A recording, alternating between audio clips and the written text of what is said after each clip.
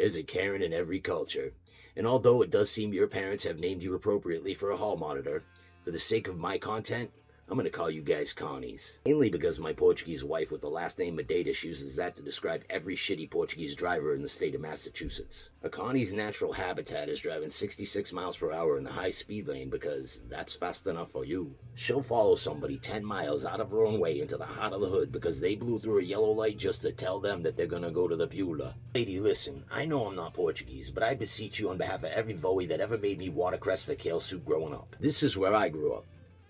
And these, and literally hundreds of other homes just like these, are exactly where I met some of the most caring people I've ever met in my life. I grew up with Mr. Pacheco's cows ending up on my lawn. Men killing and dressing rabbits to eat was just a typical Tuesday.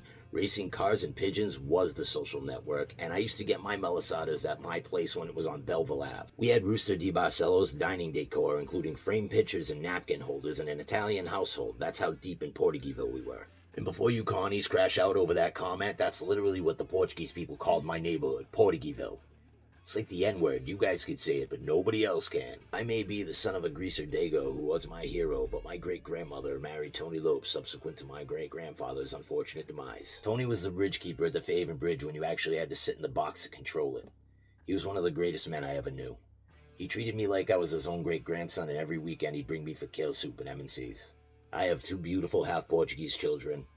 The first girl I ever kissed was Portuguese, and the last girl I'm ever going to kiss in my life is the same Portuguese girl I've been kissing for the past 23 years. So pardon me, Connie, I know I'm not Portuguese, but you can kiss my ass. I didn't come here speaking for everyone. I'm not a culture vulture. I came here to represent myself. Look, lady, my best friend Gabe growing up had a Chevy Nova that said "Flew by you" painted on the side.